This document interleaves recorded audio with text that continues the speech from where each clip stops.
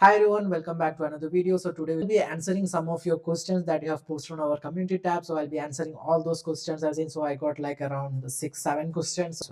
So let's get started. Most repeated question is time management. It's regarding time management. So the question is like, how do you manage your college studies, projects, exams, and life in your university, right? So you have to manage your academic as well as your skill development. Meanwhile, you will have to prepare for your exams. Then you have to do your own personal projects. Then there will be some art festival, sports festival. You have to hang out with your friends. Lot of stuff, right? So that is the main purpose of being in a university, right? So in university, the point is like nobody's going to spoon feed you anything. It's not like school where you go from 9 to 5, you study something, you do that in your exam, you get a good mark, and that's it, your whole curriculum or your syllabus is done. No, that's not how university works. So university is like, it's very close to your adult life or how you will be in your actual real life.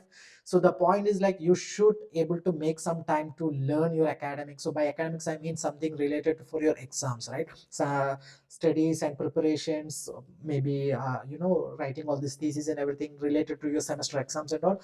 But along with that, you will have to do some projects, right? Like I said in all my previous video, you need a good projects for getting good packages, good job and all. So you will have to do a lot of projects that is outside your syllabus. That is something you have to do by yourself.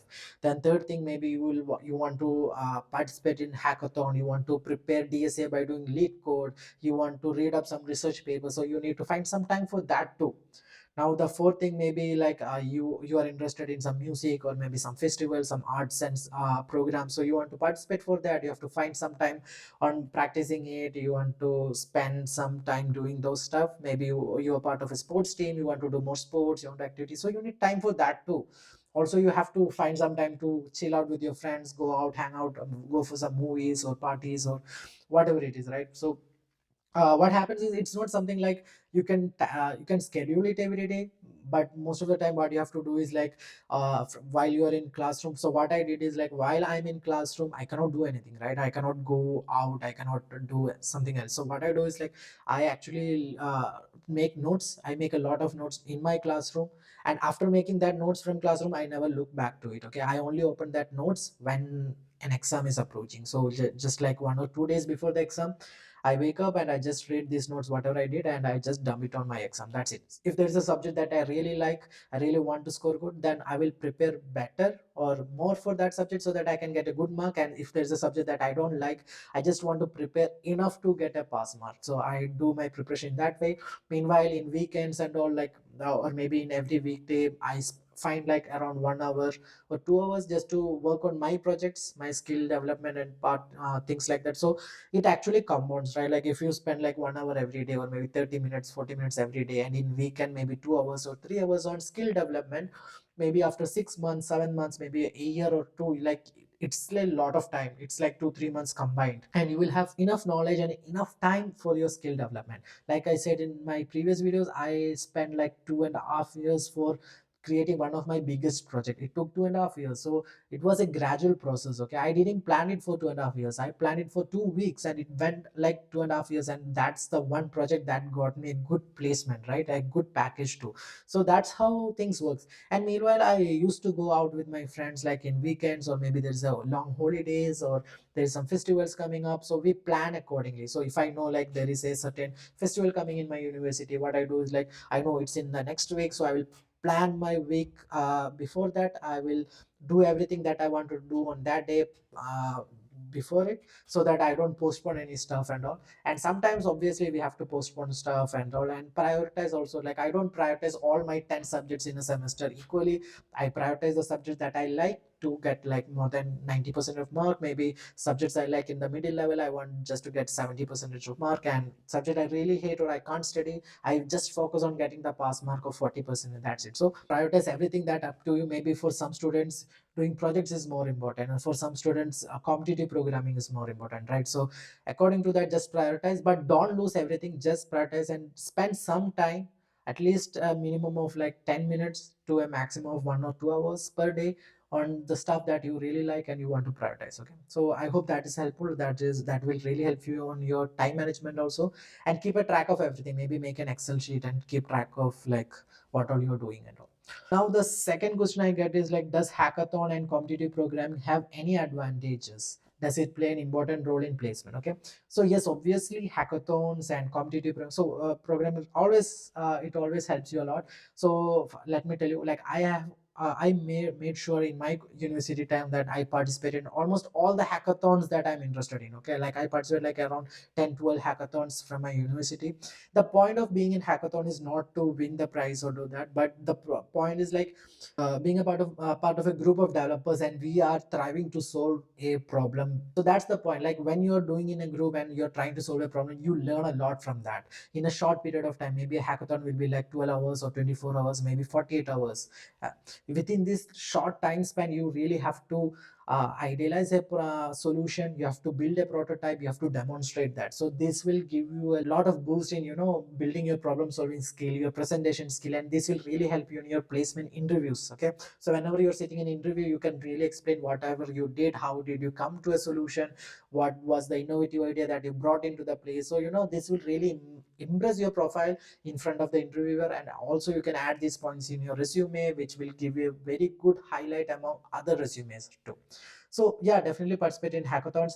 And coming to competitive programming, the point of competitive programming is that DSA well. So if you can learn DSA by doing lead code questions and all, then being a part of competitive programming is okay. But still, if you're good at DSA, then I guess that's all good. So point is like learn data structures and algorithms, and the competitive programming or lead code questions are just a way to prove that DSA very well and you have a good problem solving skills.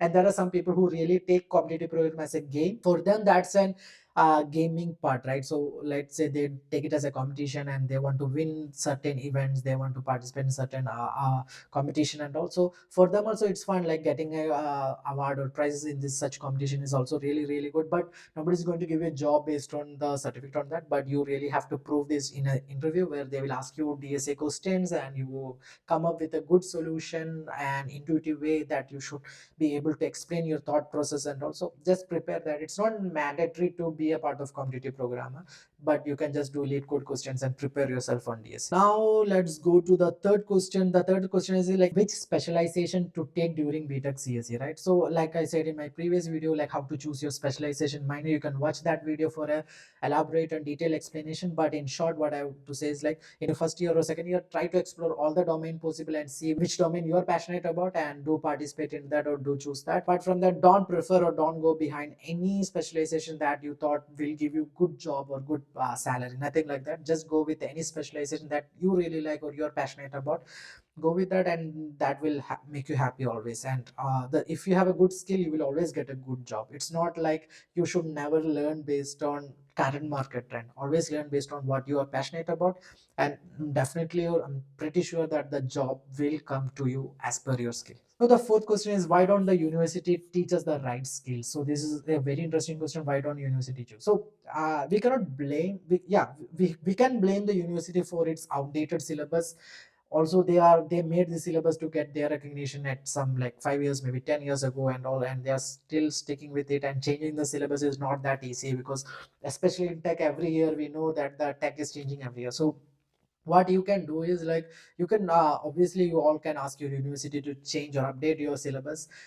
Also you can keep yourself updated, steady yourself, like don't wait on any university or any teacher to teach you anything. Like I said, nobody's going to spoon feed you any stuff. You have to learn everything by yourself. This is what happens when you are in a work life also, right? So nobody's going to teach you anything. You have to learn everything yourself. You have to implement or come up with a solution yourself. So nobody's going to help you on that. So what you can do is go and be updated yourself, learn most of the thing as much as possible by yourself. So in my time, there was nothing like machine learning at that time. There was no syllabus at all for that. But I learned machine learning just by watching YouTube videos, especially the MIT open course, and also that really helped me. So that's what I did. I still now, like as a software architect, I have to keep up with new tech, new knowledge, new things. So I always keep learning new stuff. So yeah, that's it. That's our profession. So you can't do anything on that.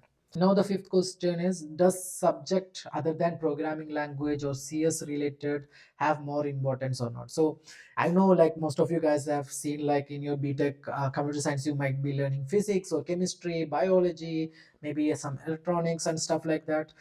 Even mechanical is there. So I know that. So Are they important for your career? Maybe not, but as a student or as an engineer, it is important because you will be able to see or see what every other domains are doing, what's important. So you can, like tech is there in biology, right? There is biotechnology. Maybe you can be a software engineer in some medical related field.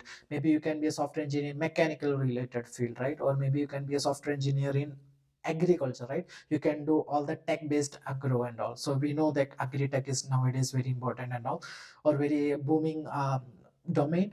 So the point of learning all these subjects in, I think it's only for one semester, right? So the point is just to broaden your mind and see like what all are there apart from computer science, like, or maybe how can you implement the technology in these various domains, right? So it's just to broaden up your mind, just to explore. Like I said previously, how can you explore which specialization is important? Like I said, you should go and peek your head in all the domains and see which is you're passionate about. That's the same logic here. It's just putting you in all the other domains and just want to make sure that if you are interested in that, or maybe you can come up with new ideas on how you can implement tech in there. So that's the whole point, right? Just explore everything and go back to your domain and see if you want to move into another domain or not. So I hope that's clear to you.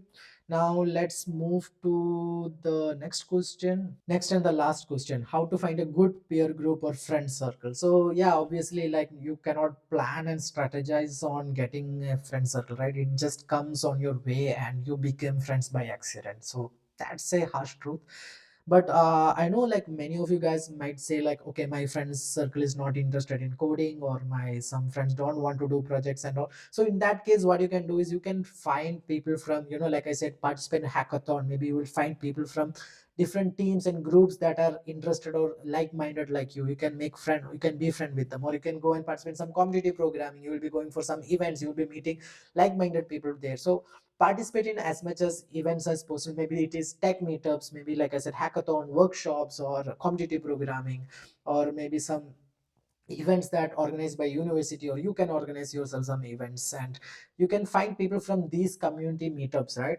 And we also have a community. We have we code community. You can join there. There are like lot of like-minded people from anywhere from like 10th standard to like working professionals. Everyone is there. Currently we are like 550 people, and that is how we build community. I know like couple of students in the community already met each other, and they are building a project on their own, and they met it first time from our community. So you can also do that. You can join in our community. Maybe you can bring the people and you think they will be like a wanted to be in tech, and also bring them into our community. Let's see how it goes, and we are open there.